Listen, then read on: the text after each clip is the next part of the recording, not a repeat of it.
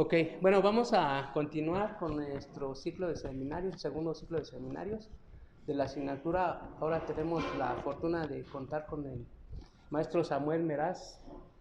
Todo el mundo lo conoce, no me van a decir que no. Nos va a dar un seminario que se titula La enseñanza-aprendizaje en 3 momentos: en línea, híbrida y presencial, en la asignatura de fisicoquímica. ¿Vale? Vamos a escucharlo, ¿vale? Gracias, buenas tardes. El trabajo que voy a presentar hoy está desarrollado por un grupo de profesores que estamos colaborando con el colectivo inter y multidisciplinario de investigación educativa, el CIMIE. Este trabajo va a formar parte de un capítulo del libro que lo van a conformar todas las carreras que se imparten en la FES Iztacala: medicina, odonto, psicología, biología, enfermería. Entonces, cada una de las carreras propuso un tema y lo desarrolló. Este es el tema que nos tocó a nosotros. Está la doctora Pilar, la maestra Soledad, el maestro Luis Antonio, la maestra Ruth y su servidor. Entonces son los que participamos en la elaboración de este capítulo. Entonces, la educación ha estado centrada en el docente, básicamente. O sea, el docente se erige como el elemento principal en el proceso educativo, aunque en las corrientes modernas se quiere desplazar la figura del docente como ente principal en la educación por considerar al alumno como el elemento principal en el proceso educativo.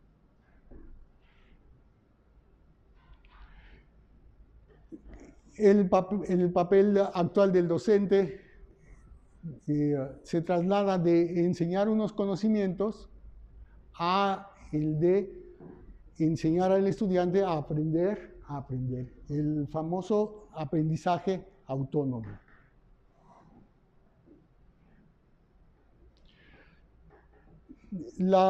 El trabajo se desarrolla en el tenor de lo ocurrido durante la pandemia. Entonces, aquí hacemos un cronograma donde tenemos que el 27 de febrero del 2020 aparece el COVID en el mundo, y el 17 de marzo del mismo año la UNAM inicia la suspensión de clases. Y entonces pasamos de las clases presenciales a primero se genera una sorpresa para tanto docentes como alumnos, y después, ¿cómo vamos a salvar el problema que presentado por la pandemia? Y comienzan las clases a distancia. Como se describe en el párrafo inferior, entonces migramos de la educación presencial a la educación a distancia. Entonces, teníamos a nuestros alumnos en sus casas, nosotros, y el medio que nos permitía comunicarnos era la computadora. En la FES Iztacala ya se había trabajado en la educación a distancia por la presencia en psicología del SUAYED, que imparte la licenciatura de psicología a distancia, y aquí en la carrera de biología ya se había promovido la generación de aulas virtuales para cada una de las asignaturas que conforman el plan curricular. Pero las teníamos nada más como un método alternativo que algunos profesores usaban y otros no usábamos. Lo siguiente, por favor. Las limitaciones a las cuales nos enfrentamos durante esta transición de la educación presencial a la educación a distancia, pues estaban tanto para docentes como alumnos la parte tecnológica. El tener equipos de cómputo adecuados y el disponer de redes de Internet adecuadas tanto para el docente como para el alumno. En cuanto a las herramientas educativas, pues en la FES Iztacala ya contábamos con las aulas virtuales que, si bien es cierto no las habíamos explotado totalmente, pues eran un sustituto alternativo a la educación presencial. En cuanto a las competencias que se deberían desarrollar tanto en docentes como en alumnos, pues en primera instancia fue transformar nuestras clases presenciales a una forma de hacer uso del aula virtual para poder tener actividades que les dejábamos a los alumnos para que ellos pudieran apropiarse del contenido. También las herramientas de clase Zoom fue fundamental en este momento. ¿Cuáles son los ideales para un docente? Bueno, los ideales son adquirir el conocimiento innovador sobre sus asignaturas, desarrollar habilidades relacionadas con el rendimiento didáctico, desarrollo integral del profesorado, y la investigación en el aula, o sea, el reflexionar sobre nuestra actividad como docentes. Y en el ámbito de la educación, de la investigación educativa, se conoce como técnicas de investigación-acción, en donde nos volvemos sujetos, objetos de estudio. El docente de la materia que va a impartir y de la cultura actual, eso nos lo tocó el doctor Roberto en una ponencia anterior, o sea, nosotros estamos insertos en una institución y la institución está inserta en una cultura general que es el país. Entonces tenemos los contenidos, los alumnos, los docentes en el proceso de enseñanza-aprendizaje. Los alumnos en su tránsito a través de su formación, nosotros no educamos en la educación superior, está mal planteada por algunos investigadores educativos, no educamos y nosotros ayudamos a formarse al profesionista. No lo estamos educando, la educación se da en la educación básica y tal vez en la secundaria, no ya en el bachillerato o en el profesional. Pero asumimos que recibimos alumnos, los vamos ayudando a crecer hasta que egresan. Cuando el profesionista egresa, se pretende que se inserte en el ámbito laboral, que haya desarrollado conocimientos, habilidades, destrezas para poder insertarse en ese campo profesional. No existen fórmulas, esto me gustó mucho, vuelvo a repetir, está puesto en el trabajo. No existen fórmulas ni recetas que capaciten para enseñar, es decir, señalar el camino que conduce a la autoeducación en el marco del proceso personalizado. Enseñar es un arte sui generis. Eso me lleva a reflexionarlo desde cuando nosotros pasamos por el proceso de, educación en la primaria, secundaria o en la formación, en la licenciatura, en la maestría o en el doctorado. Y ahí pensemos en nuestros profesores, pensemos, como decía el doctor Juan Manuel, desde ¿cómo se llamaba? Los alumnos de la última fila, que son muy buenos para monitorear qué ocurre en FEFA, ¿cómo se llama? La FEFA, Federación de Estudiantes de la Última Fila. Entonces, desde ahí, pensemos ahora en nuestros estudiantes que su lugar es en la última fila y que cuando nosotros pasamos nuestra vista en ellos, pues ellos están distraídos con el celular o, como decían mi madre, pensando en la inmortalidad del cangrejo. No están en el aula donde se está impartiendo el conocimiento. Esto de sui generis me agrada mucho y pienso en el papel que tenemos como formadores. Siempre vamos a dejar o valores positivos o valores negativos. No voy a ser jamás como Samuel, líbreme Dios. Entonces ponen en otro docente su posible formación. Bien, el objetivo del trabajo, que vuelvo a repetir, ya está realizado, es valorar la influencia de las formas de enseñanza del docente y el aprendizaje del alumno en el proceso de enseñanza-aprendizaje bajo las modalidades virtual que se dio en el 2020, híbrida en el 21 y presencial a partir del año 22. En la asignatura de Físico-Química de la carrera de Biología de nuestra facultad. El aprendizaje significativo de los contenidos de la asignatura de Físico-Química que apoya a otras asignaturas e impacta, eso nos debe de quedar claro, impacta en la formación más sólida de los futuros biólogos, se vio influenciado por las circunstancias afrontadas por docentes y alumnos, y yo diría institución, durante y posterior a la pandemia. Bien, para poder hacer este trabajo lo que hicimos fue tomar un cuestionario que aplicó la CUAIED desde el campus central para poder registrar qué había o qué estaba ocurriendo, porque se aplicó durante la pandemia en el proceso de enseñanza-aprendizaje.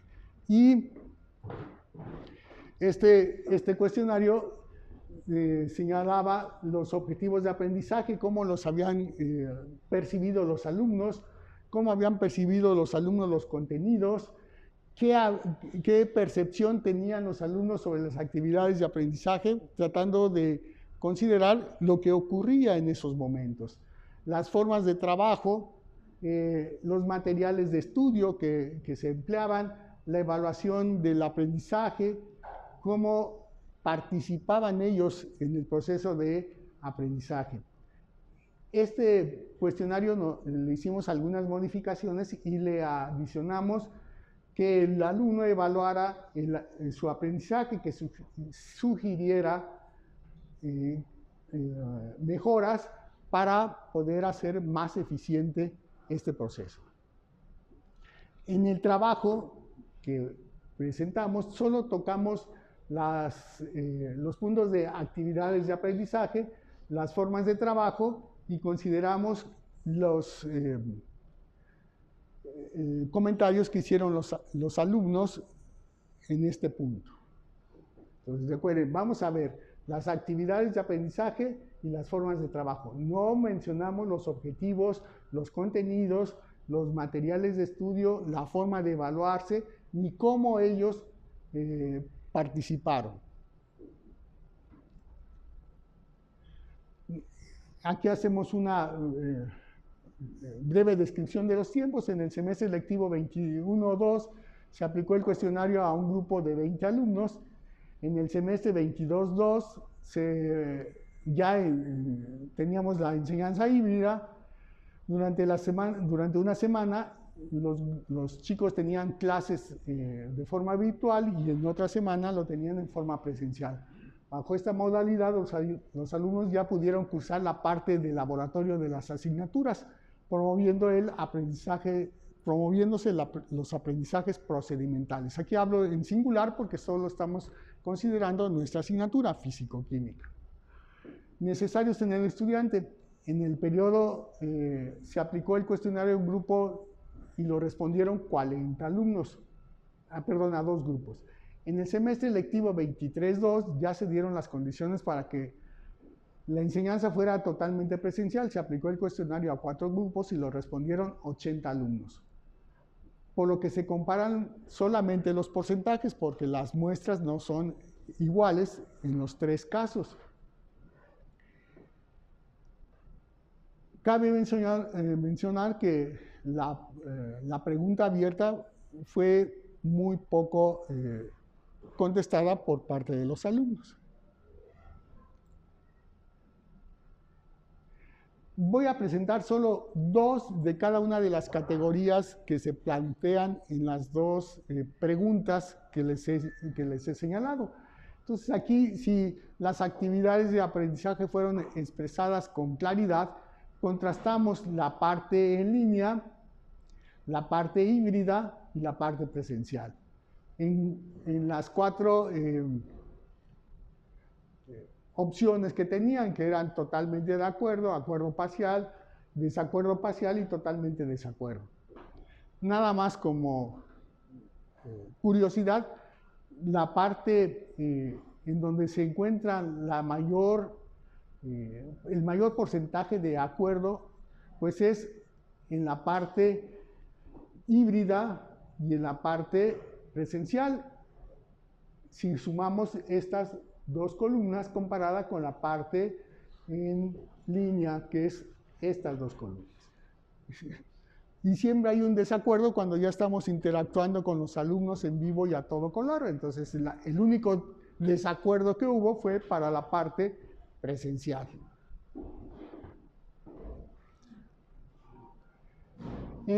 Si las actividades ayudaban a los alumnos a comprender los contenidos, de nueva cuenta, vemos que en la parte híbrida y en la parte presencial son mayores los porcentajes. Si sumamos 60 y un poquito más de 30, el 90% están total o parcialmente de acuerdo.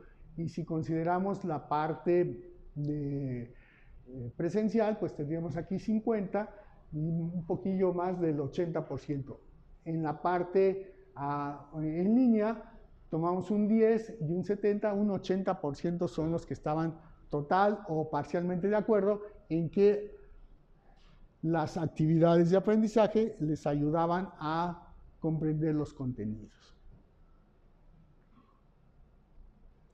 En cuanto a las formas de trabajo que se vivieron en aquellas circunstancias, bueno, permitió el aprendizaje de nueva cuenta. Vemos que lo híbrido, o sea, cuando ya hay un contacto físico entre el docente y el alumno, prima más sobre la parte virtual o a distancia, sumando las columnas híbrido y acuerdo, del total de acuerdo y el acuerdo parcial, pues de nueva cuenta son más del 60, y aquí más del 10% nos daría un 80 y tantos %. Sin embargo, en la parte de línea tendríamos un 20 y un 60, un 80%, y en la parte presencial tenemos el 60 y el 30, el 90%. ¿Cuál es la señal?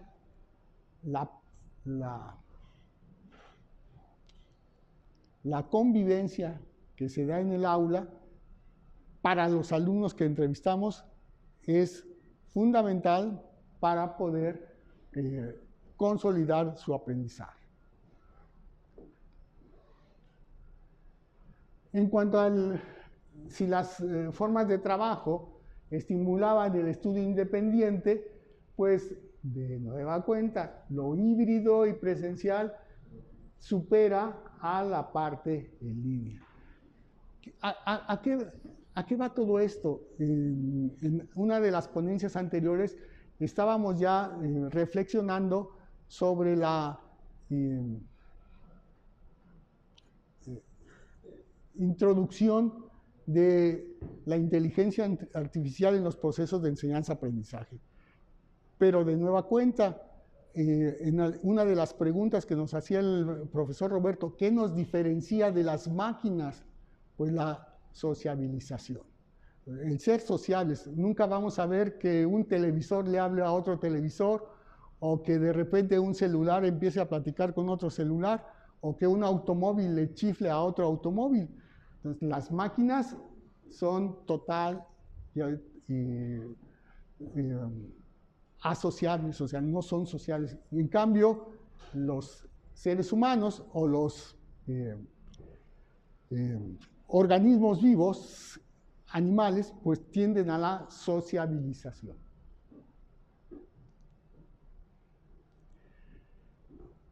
Presentamos solo algunas de las preguntas, vuelvo a repetir, no fueron muy abundantes, entonces escogimos tres respuestas en cada una de las situaciones, en la forma virtual, en la forma híbrida y en la forma presencial. Entonces, en la forma virtual, la opinión de los chicos, dice, pude comprenderlos quizás no con mucha claridad, hablan de los contenidos. Es mucho mejor tener clases presenciales, ya que en línea es más difícil entender y también poner atención. O sea, los distractores estando frente a una computadora son muchos. Me gustaría aprender en presencial, ya que el formato de enseñanza no me fue de utilidad. Me falta mucha disciplina para estudiar de manera individual. ¿Se acuerdan que una de las preguntas era si los métodos empleados fomentaban el aprendizaje autónomo? Aquí nos dice que no. En la forma híbrida, ¿en qué problemáticas en el área de la biología se puede ocupar lo aprendido? Se encuentra un poco aislada la materia con respecto a la carrera. Y vienen las pedradas, más preparación docente, encontrar nuevas formas o actualizarse cómo dar clases y establecer descansos, porque es muy difícil aguantar 3 horas. Un plan de asesorías gratuito realmente ayudaría bastante y así prevenir la deserción. He de abonar en contra de esta respuesta que los profesores, al menos de nuestra área, estamos dispuestos a prestar la asesoría necesaria a los alumnos que la soliciten. En algunas de las múltiples propuestas que se han hecho por las autoridades, se señalaban horas de asesoría a los alumnos. Preguntemos a los profesores en esos horarios cuántos alumnos llegaban a solicitar o a tener asesorías. Muy poco.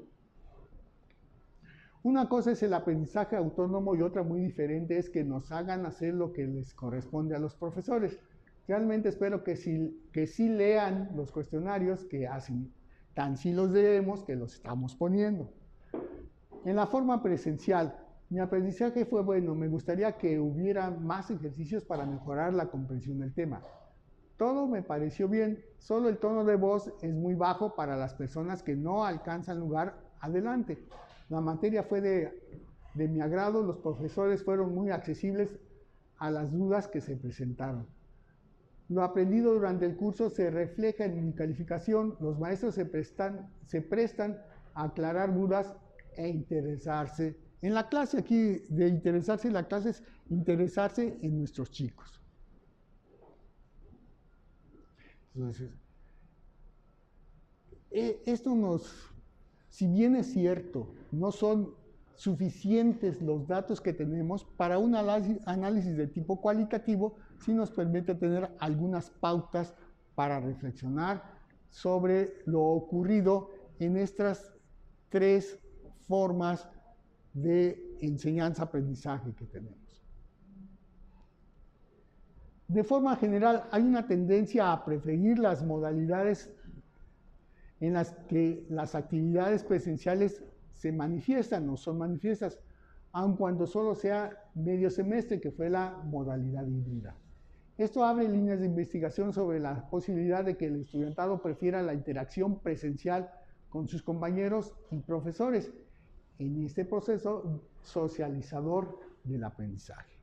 Aquí tuvimos un problema el año anterior, en donde en las rejas de nuestra escuela decían los chicos que estaban en el problema que el autoaprendizaje era como el camino a seguir según ellos. Y esto los contradice. Vaya, si el autoaprendizaje, el ser autodidacta fuera el camino, pues entonces desaparezcamos a los profesores y que los chicos acudan a la biblioteca. En una actividad que me tomé el semestre pasado, fui a la biblioteca y resulta ser que los textos nos gritan porque están como el personaje de Toy Story que nunca lo compran, ¿no? Y que está encerrado en su cajita. ¿Se acuerdan de eso? Así están los libros en la biblioteca, o sea, pidiendo que los alumnos vayan y los toquen, los lean. Libros nuevecitos. Como docentes, ¿qué podríamos hacer si ahora las nuevas corrientes nos están diciendo que hagamos uso del celular?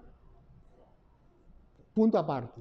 En la semana anterior di un curso extra rápido para los chicos que iban a presentar el extraordinario. Durante una semana cubrimos las 4 unidades de físico-química en forma intensiva. Y las 2 primeras unidades lo que hicimos fue no recurrir ni siquiera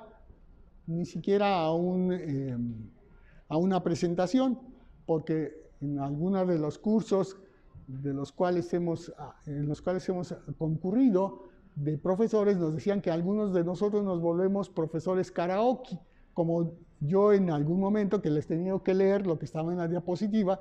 Entonces muchas veces ponemos la diapositiva y nos ponemos a leer lo que está en ella. Entonces ese es un profesor karaoke. Entonces dije, no voy a ser profesor karaoke en las 2 primeras unidades. Las logramos cubrir, pero como ya soy semi-karaoke, se me olvidaban algunas partes, y entonces tenía yo que poner a mis chicos a estudiar, pero les hacía yo que usaran el teléfono celular. Y extrañamente, al menos mis alumnos se tropezaban mucho con la búsqueda de la información en el teléfono celular.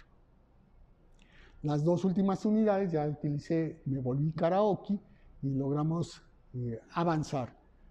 Y me llama a reflexionar que la única parte que quedó totalmente desprotegida fue la parte del laboratorio, la parte procedimental, pero en la parte teórica no les fue tan mal a los chicos. Bueno,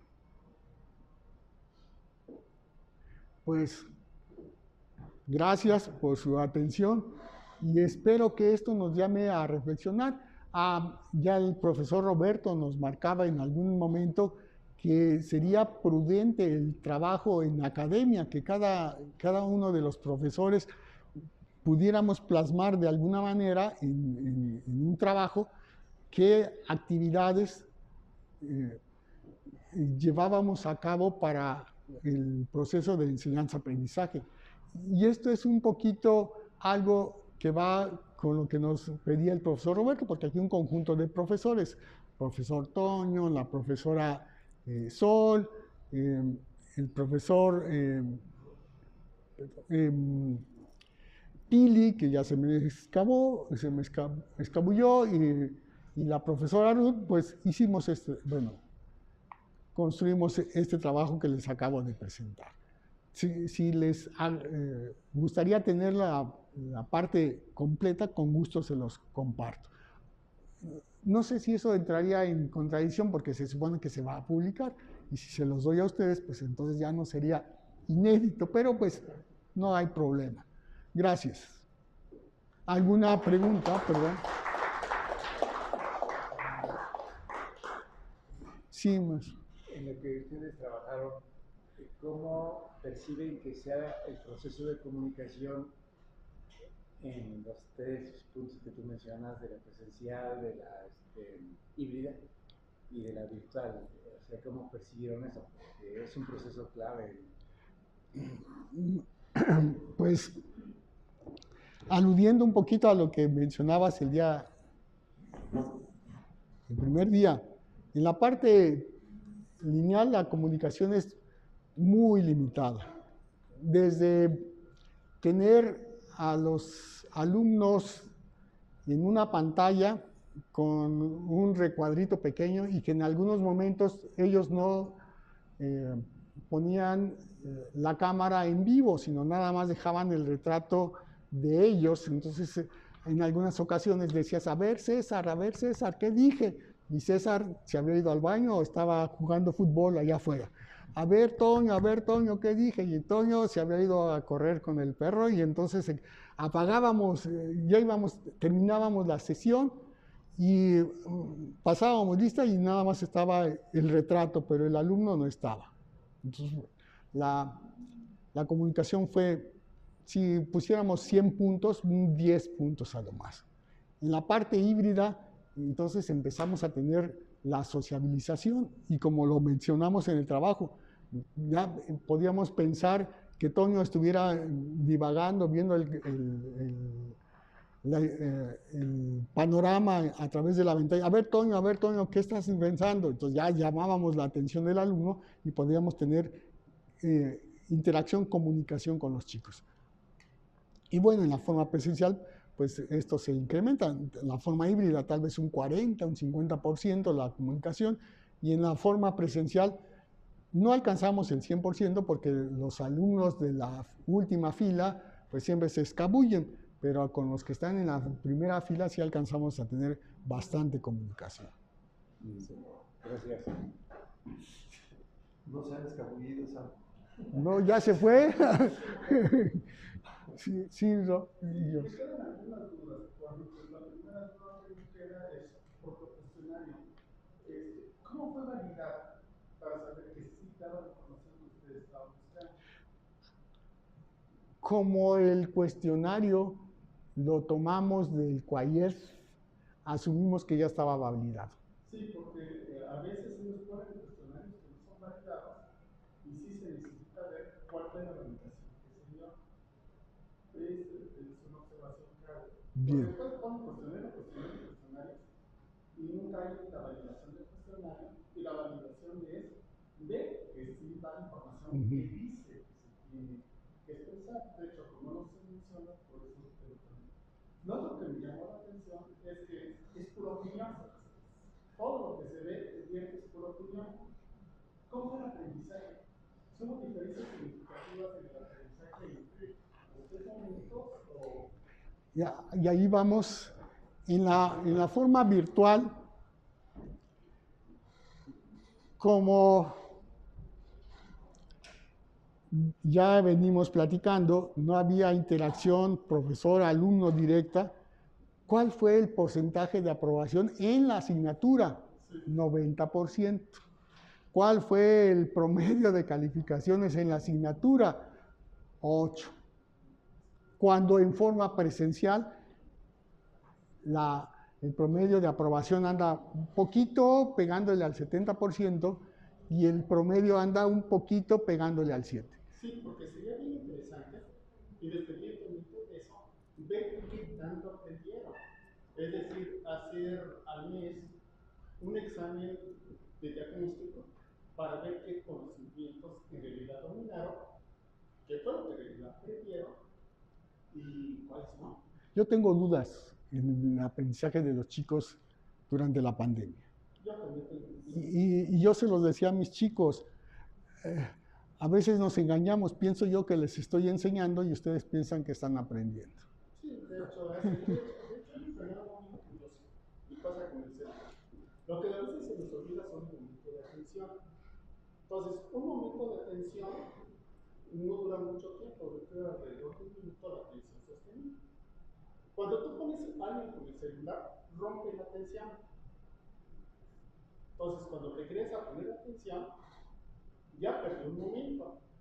Vuelve a abrir el celular, rompe otro momento de atención. Y así va rompiendo momento de atención, momento de atención, momento de atención.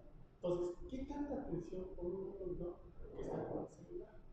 Porque Edison dice, es que busca lo que pide, ¿no? Hay un trabajo que hice hace algún tiempo con niños en el que se les ponía a hacer en una plataforma que hicieran una tarea. Muy bien. Al principio todos entraban a la tarea y uno dice, bueno, muy bien, ¿qué pasa? Vamos a medir el tiempo que tardan en entrar. Pero resulta que el tiempo que tarda en la página no era ni un 10% de tiempo que se haga. Entonces, ¿qué tanto le ponen atención? Entonces, el no tener atención sostenida o no tener un tiempo de atención suficiente, es fácil romperlo con sonidos, con música, que alguien pase gritando, Y ahorita tenemos el celular con que les llega uno y se pongan a ver cualquiera de las cosas que ven. Ya con eso rompió la atención. Y lo que interesante, si duró más de un minuto, ya no entendió que está, ya no sabe ni dónde está. Entonces, más o menos el tiempo de atención en memoria de trabajo es alrededor de un minuto, poquito menos. ¿Cómo se puede? Esa es parte de la problemática que yo veo en el uso del teléfono celular y en el uso de muchas de las llamadas TIC, que sí en realidad funcionan, o lo que a veces hacen es que aprenden a manejar el programa, con ese programa hacen lo que se supone que deben de haber aprendido, y a la hora que saben es manejar el programa, pero habrán aprendido. Ahí, abonando lo que acabas de comentar, leí a finales del año pasado que en los Países Bajos hace 10 años promovieron la inclusión de las tabletas en la educación básica y el año pasado ya prohibieron el uso de las tabletas en la educación básica, por esto que estás comentando. O sea, no abona para el aprendizaje de los chicos. De hecho, en Inglaterra en particular, está prohibido siquiera usar una calculadora de educación básica. Las calculadoras solamente se usan a nivel profesional. ¿Por qué razón? Porque todos los chamacos sabían sumar, pero cuando les quitaban la calculadora, no sabían sumar. Entonces, ¿en qué momento se aprende lo que se tiene que aprender y no solamente se aprende a manejar los números? Sí. Ese es el problema. Aquí también algo que me sorprendió la semana pasada, en esto de que vamos haciendo que los chicos se formen, vayan creciendo individualmente, me sorprendió que 2 chicas estuvieran en el curso para aprobar la asignatura de fisicoquímica y ya estuvieran realizando tesis. Entonces, una de 2, o la asignatura nada más les estorba, ¿y para qué se las ponemos? Pues si ya están haciendo tesis para ser biólogos, ¿o qué está pasando? Lo que pasa es que es esencial para comprender lo que son los campos energéticos. O sea, yo, en la materia yo no me imagino cómo podemos explicar campos energéticos. ¿Pero qué está pasando? ¿Pero qué está pasando? ¿Por qué chicos logran casi concluir la carrera con ausencia de estos conocimientos? Sí, Robert. Sí, por eso la cuestión de docente es clave, porque los tipos de atención en un determinado punto que le interese a lo que aprendan, las estrategias didácticas fortalecen el hecho de que siga teniendo atención en eso, porque le genera interés, lo motiva, lo induce y lo lleva a que se concentre en eso que a mí me interesa que aprenda. Porque efectivamente el cerebro humano es cambiante y con los celulares lo que se tiene que hacer es cómo concluir para que se sientan animados todos por el tema que como docente le interesa que aprenda, y de esa manera ampliar la cuestión de los tiempos de atención hacia lo que nosotros queremos. El docente, por eso es un arte ser un docente. ¿Sí? El Homo Docens, famoso Homo Docens, que es esa cuestión que define al ser humano el que aprende y enseña, aprende y enseña.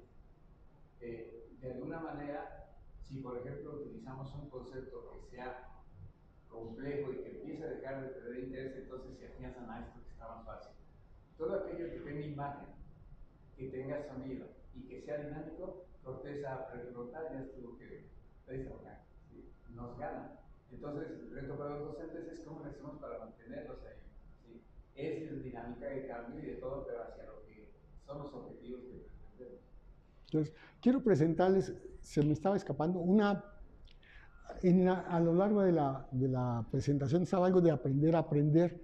Queremos formar en nuestros chicos, al menos en los chicos a nivel licenciatura, gente que sea proactiva. Les voy a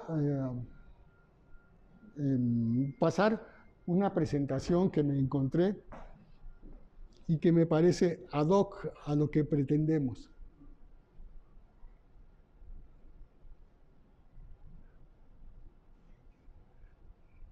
Y esto lo traigo a colación porque ven que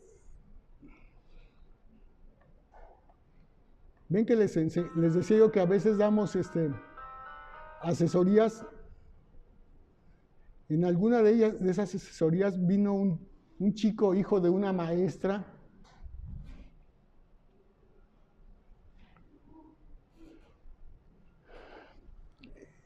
Espero que siga porque es una presentación que bajé del internet. Entonces está el señor Rutherford narrando esta anécdota.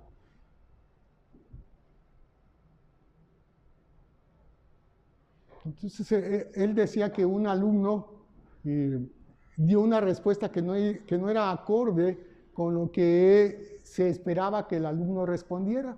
Le estaban diciendo que usara un barómetro para medir la altura de un edificio. La respuesta que esperaban los jueces que dieran, pues, es por la diferencia de presiones. Pero el alumno dio muchas vueltas para responder. Por favor.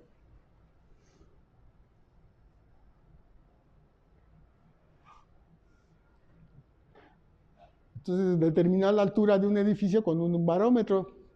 Y el estudiante respondió algo que los docentes no esperaban. Dice, llevar el barómetro a la azotea del edificio y atarle una cuerda muy larga, descolgarla hasta la base del edificio, marcarla y medir la longitud de la cuerda.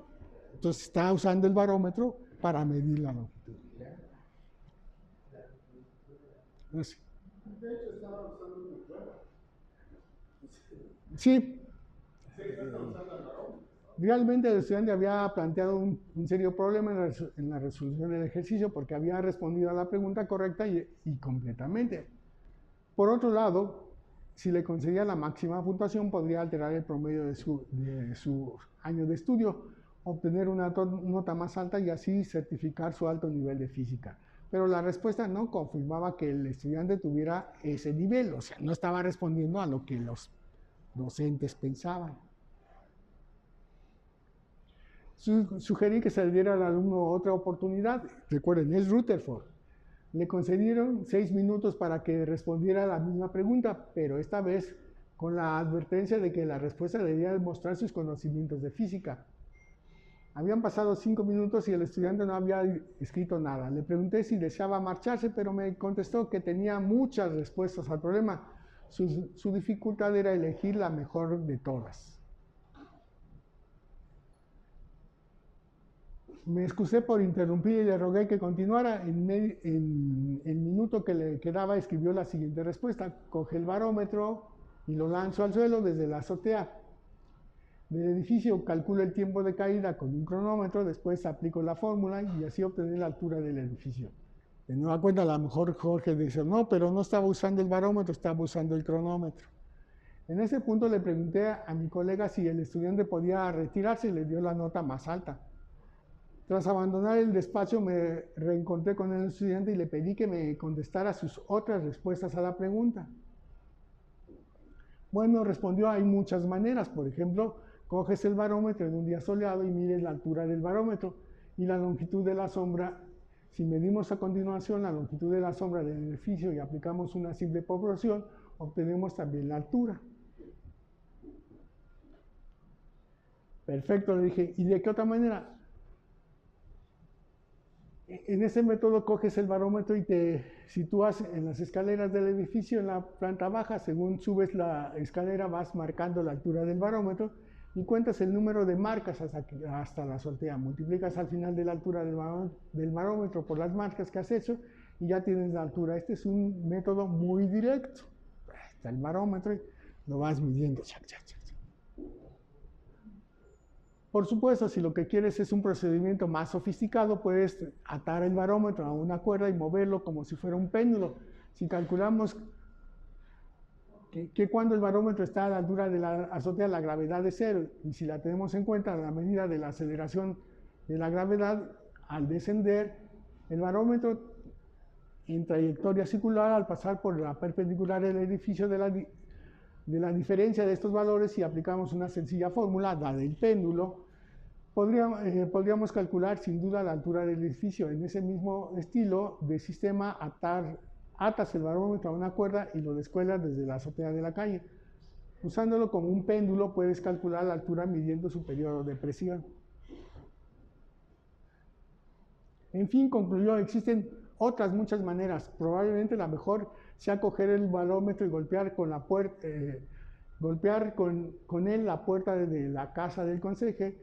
Cuando abra, decirle, señor conserje, aquí tengo un bonito barómetro, si usted me dice la altura de ese edificio, se lo regalo. En ese momento, está usando el barómetro. En ese momento de la conversación le pregunté si no conocía la respuesta convencional al problema, o sea, lo que esperaban que respondiera. La diferencia de presiones al marcar por un barómetro en dos lugares diferentes nos proporciona la diferencia de alturas entre ambos lugares. Evidentemente me dijo que la conocía, pero que durante sus estudios sus profesores habían intentado enseñarle a pensar. Es verídica la anécdota. ¿Saben quién fue el estudiante? El estudiante se llamaba Niels Bohr, físico danés, premio Nobel, física en 1922, más conocido, etcétera, etcétera, etcétera. ¿Aquí a qué me lleva? Que a veces estamos, ¿cómo se llama? Muy en espera de que los chicos nos digan lo que queremos que nos digan, cuando ellos tienen otras, como llaman los pedagogos, otras heurísticas, otras maneras de razonamiento, otros modelos. Y aquí vuelvo en este tenor, el niño que vino a consultarme del bachillerato me dio una respuesta a una pregunta que le dije que era correcta, pero totalmente en opuesto de donde yo esperaba que él me lo dijera. ¿Saben quién es ese niño? El hijo de Marta Salcedo. Me sorprendió la lucidez que tenía el muchacho. Y creo que ha andado bastante este niño. Entonces siempre esto es lo que deberíamos de hacer, enseñar a pensar a la gente.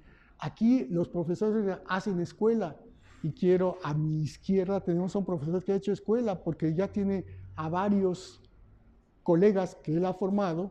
Menciona a Mónica, por ejemplo, que está siguiendo los métodos de transparentación para poder investigar. ¿Has hecho escuela, George? Creo que eso es lo que debemos hacer escuela. O sea, yo no hago investigación, pero los que hacen investigación, formar personas. Más que formar, porque yo digo que en la enseñanza-aprendizaje nosotros somos un 30, un 40% a lo mucho. El otro 60 o 70% son los contenidos y los alumnos. No podemos forzar a los alumnos a aprender. Lo vi la semana pasada, chicos con el que me esforcé para que aprendieran y el chico reprobó. En cambio, los otros chicos se automotivan. Entonces, no, por más que queramos, si un chamaco no quiere, no va a aprender. En el semestre pasado había una niña que se salía de una de los cursos y le dije, ¿por qué no entras? No me gusta. Y si no le gusta la materia, ¿cómo caramba vamos a hacer que apruebes o aprenda esa niña? Bueno, gracias.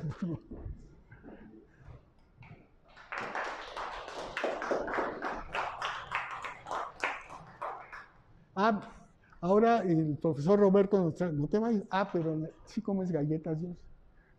Nos trajo galletas, Robert.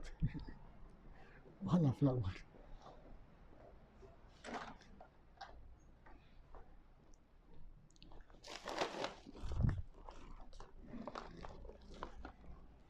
Para mañana. Sí, si las pones florecitas, te pido ese favor. También los invito a participar en estas